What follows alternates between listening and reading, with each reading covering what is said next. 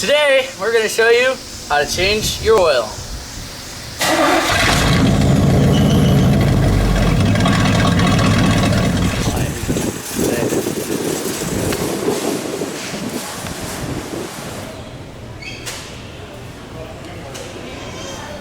Alright, today we're in the automotive section of Walmart. We're here because it's super cheap and I'm kind of broke. So we got all the kinds of stuff you can get here.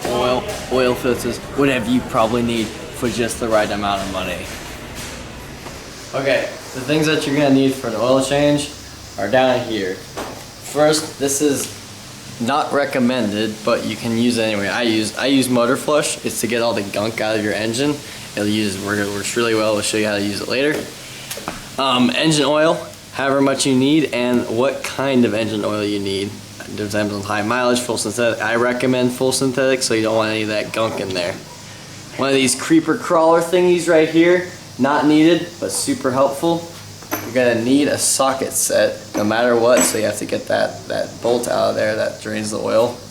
You're gonna need some oil filter wrenches or socket things right here. These are super handy, so you don't have to hand crank it off.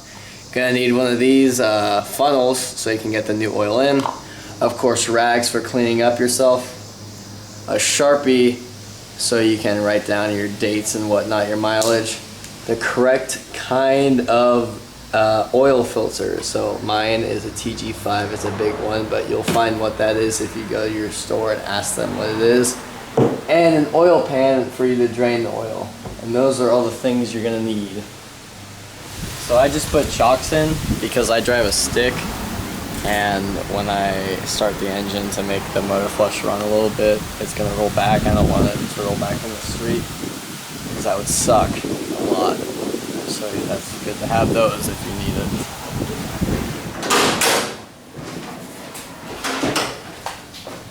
Okay, so I just popped the hood, and the first step is to pour the motor flush into the oil pan. So how to do that is you locate your opening here, just pop that sucker off right there. Put this funnel in there, you're gonna need the funnel, and then you're gonna put the motor flush in. So the motor flush says add motor medic and run it for 5 minutes and idle. So we're just gonna keep it running for 5 minutes after I pour it in. What motor medic does, it's called motor flush too, is it basically clears up any residue in the engine and kind of gets the carbon deposits out of the pistons. I want to dump the whole bottle in there.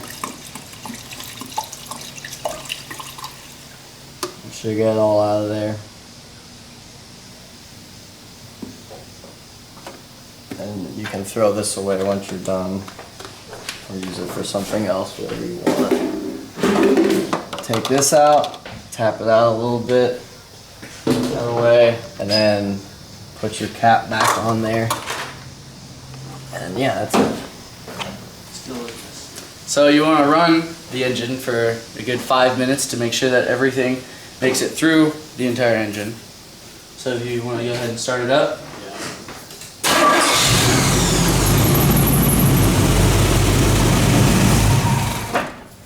Alright, so our 5 minutes is up good and solid.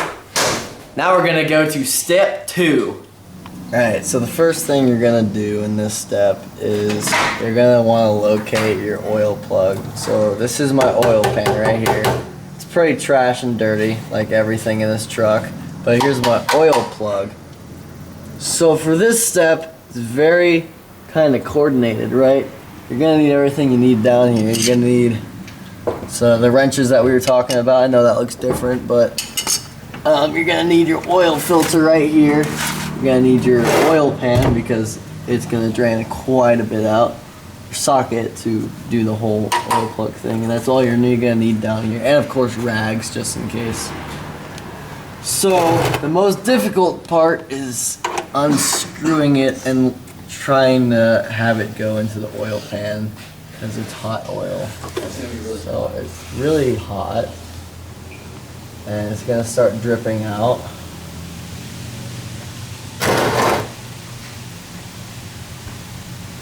It's starting to drip now.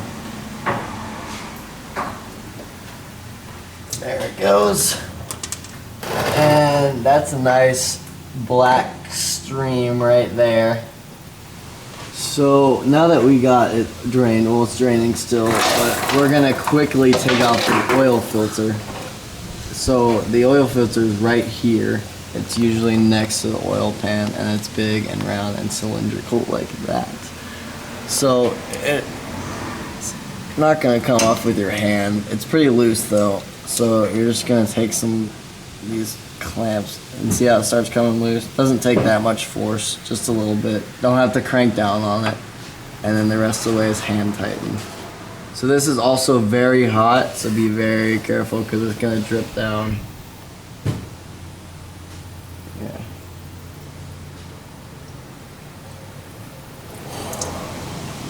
Remember, lefty loosey, righty tighty. Comes up just like that. Once you have it here, just dump it out. And set it down. Let it drain out right there.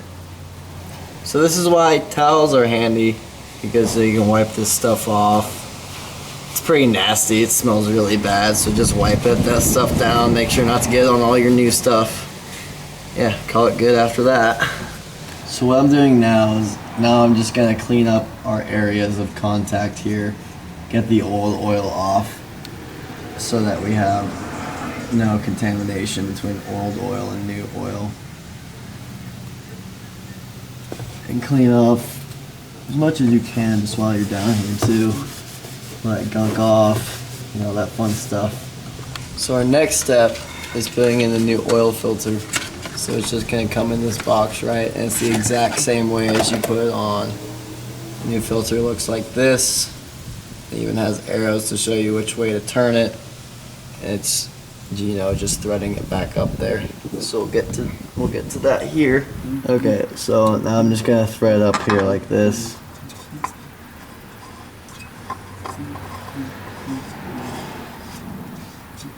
And you get to this hand tightening spot. Okay, you're just gonna hand tighten that as much as you can till it's good. I'd call that good right there. So yeah. Okay, so we're good drained here for the most part. So all you're gonna do is you're gonna just screw your plug back in, like so. And tighten it, and then get your socket again. And wrench it down, but not too much. Just get it to where it's a good seal. Right there is good for me, so I call that good. Okay, so now our next step is to put the oil back in the engine. So we got a plug in, we got a filter in. We shouldn't have any leaks more than normal. So you're just gonna undo your cap again. This is gonna be a long, tedious process of pouring it back in.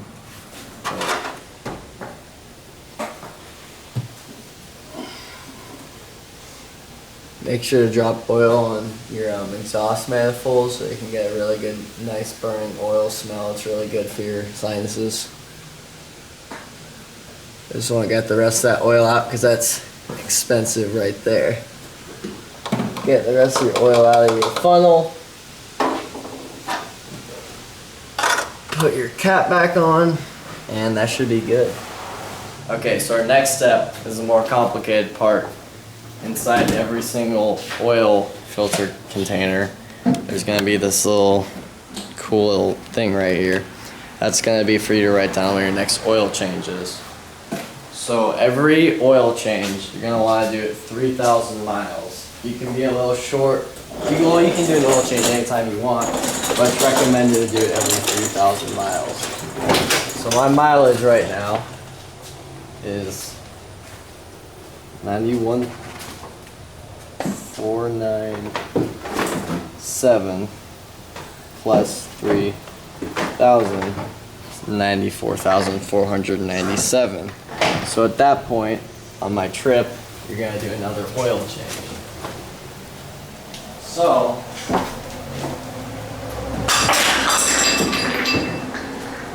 you get this sucker right, and get right now. wherever you want. 94, 497. And I like to put it in my cigarette lighter box so that I can remember it later. So after you're done with your oil change, you're gonna have to clean up everything in your shop and leave it like you left it earlier and make sure everything's put away and cleaned up. The oil is, you can send the oil to O'Reilly's and have them take it for free and recycle it. But yeah, you need to clean up after you're done.